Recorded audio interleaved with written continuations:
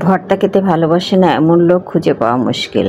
সবাই কম বেশি যে কোনো ভর্তা হলেই ভাত বেশ খানিকটা খেয়ে নেওয়া যায়। আসসালামু আলাইকুম এভরিওয়ান, তোমরা সবাই কেমন আছো? আলহামদুলিল্লাহ আমি খুব ভালো আছি। আজকে আমি কচু ভর্তা করব। এটা হচ্ছে ওল কচু। এটা আমি একটু সামান্য হলুদ আর লবণ দিয়ে প্রেশার কুকারে সিদ্ধ করে নিয়েছি। তোমরা কড়াতেও সিদ্ধ করতে পারবা, প্রেশার কুকারে একটু ঝটপট সিদ্ধ করা যায়, তাই প্রেশার কুকারে সিদ্ধ করে নিয়েছি। এবার আমি এটা হচ্ছে ভর্তা পিষনি দিয়ে এটা ভালো করে ম্যাশ করে নিচ্ছি।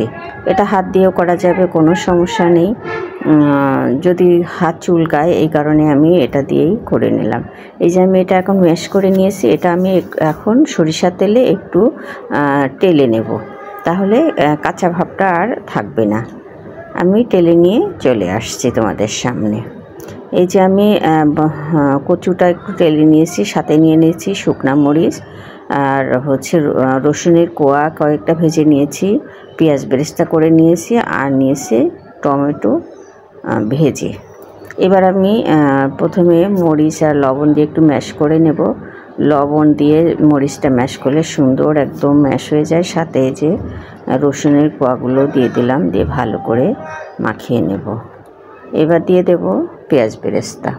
মানে এইখানে কাঁচা আমি কিছু ইউজ করছি না, সবগুলা ভেজে ভেজে ইউজ করছি।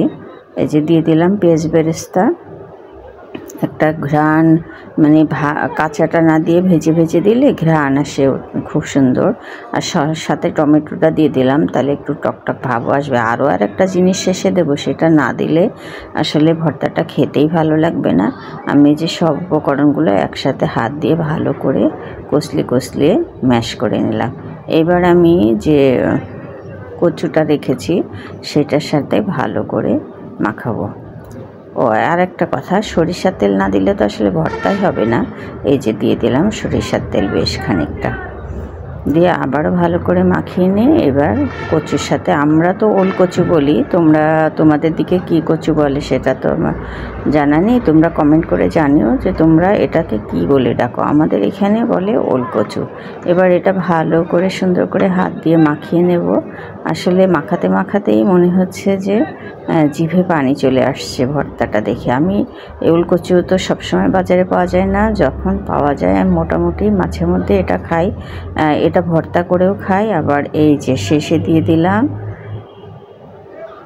লেবুর রস। যদি গাল ধরে তাহলে লেবুর রসটা দিলে আর তোমাদের কোনো সমস্যা হবে না। তোমরা যদি ধনের পাতা থাকে সেটাও দিয়ে দিতে পারো, তাহলে আরও একটু ফ্লেভার আসবে।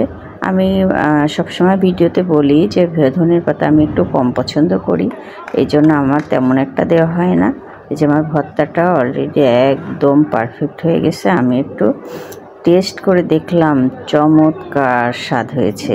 তোমরা এইভাবে করে খেয়ে দেখো, তোমাদেরও ভালো লাগবে। একবার যদি করে খাও তোমাদের বারবার খেতে ইচ্ছা করবে, এতটা মজা হয়েছে এই ভর্তাটা। আমার ভিডিওটা কেমন লাগলো তোমরা কমেন্ট করে জানিও। যদি ভালো লাগে তাহলে সবাইকে দেখার সুযোগ করে দিও, একটা শেয়ার করে দিও।